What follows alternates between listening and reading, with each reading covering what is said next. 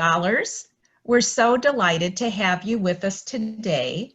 My name is Linda Besmer, and I'm with Muses 3, and we are sponsoring these read-alouds and activities for you and all the other young scholars across the state of Texas in cooperation with ESC Region 4.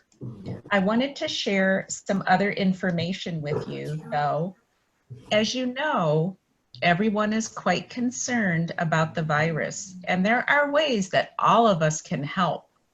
The first thing we need to remember is to wash our hands with soap and water. And I know I heard someone say that you should wash your hands while you sing happy birthday to yourself 2 times. And that means you've washed your hands with soap and water long enough to kill any germs or viruses. We can also remember to cover our coughs and sneezes, either using your elbow or a tissue, and again, throw that tissue away immediately and go back and wash your hands with soap and water. Remember not to touch your face, including your eyes and your nose. And I know that's hard when you get itches, but you can always grab a Kleenex or a tissue and use the tissue to take care of that itch. And we've all been asked to make sure that we keep a 6-foot distance, and sometimes that's twice as tall as you are. That might be 6 feet if you're 3 feet tall.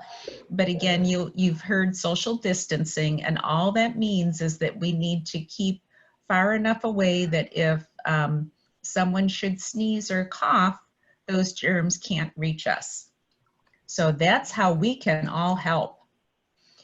If you have a question during the session, you can use the Q&A button at the bottom of the screen and either type in the question or ask an adult at your house to help you type in the question.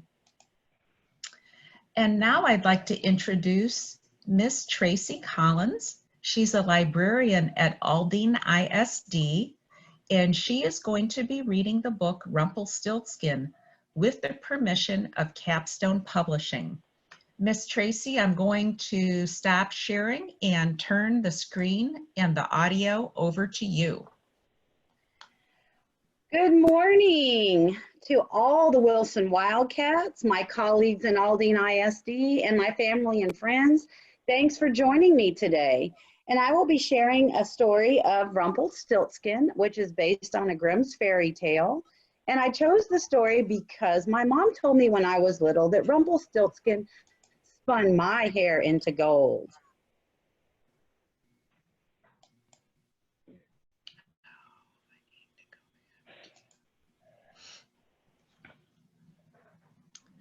And Miss Tracy, are you able to show your screen on Mayan? Miss Linda, I'm having a challenge, so I would appreciate if you would click that on for me. Absolutely. Let's see. Hang on. We appreciate your patience. So here we are. We should, hopefully you're seeing the book as it is in Mayan. Miss Tracy, is that what you see on your screen? Yes, ma'am. It's a retelling of the Grimm's fairy tale by Eric Blair.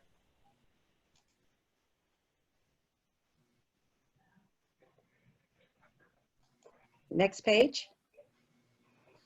Once upon a time, there was a poor man who bragged to the king. He said his daughter could weave straw into gold. Next. The king led the girl into a room filled with straw. Weave this straw into gold by dawn, or you will die, the king said. The girl had no idea how to weave straw into gold. She cried and cried. Next. Suddenly, a tiny man appeared. Why are you crying? He asked. I don't know how to spin gold from straw, she said. Next. What will you give me if I spin it for you? He asked. The girl offered her necklace. The little man spun all the straw into gold. Next.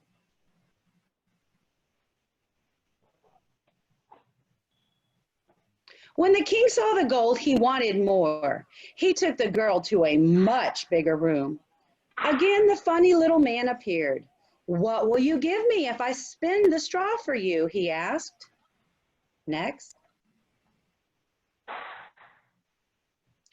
This time the girl offered her ring. The little man spun all the straw into gold. The king wanted more. He took the girl to an even bigger room. If you can spin all the straw into gold, I will make you my wife, he said. Next.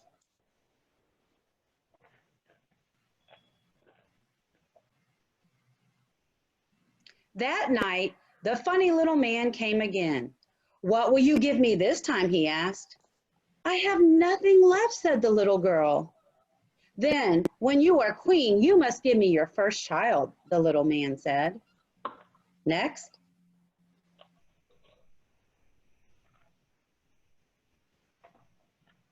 The girl did not know what else to do, so she agreed. The tiny man spun the straw into gold.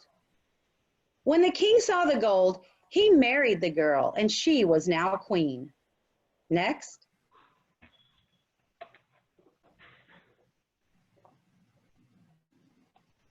One year later, the queen had a baby.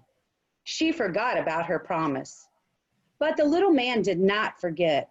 He came to the queen and said, now give me what you promised. Next. The queen offered the little man all the riches in the kingdom. No, said the little man. Next. The queen cried so much, the little man felt sorry for her. If you can guess my name in 3 days, I will let you keep your baby, he said. Next. The first day, the queen guessed all the names she knew. That's not my name, he said. The second day, the queen guessed the most unusual name she knew. That's not my name, he said again. Next. It just turned That night, a messenger saw the little man dancing around a fire. Tee-hee, ha-ha, it's really such a shame that no one can guess Rumpelstiltskin is my name, the little man sang. The messenger hurried to tell the queen. Next. The next day, the little man asked, what is my name? Is your name Rumpelstiltskin? The queen asked. How did you know? Cried the little man. He was very angry. Rumpelstiltskin stamped his foot so hard that he disappeared into the ground, and he was never seen again. Next.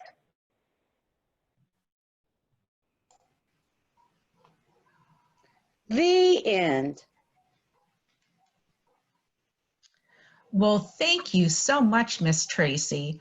I am going to go back to our slide here.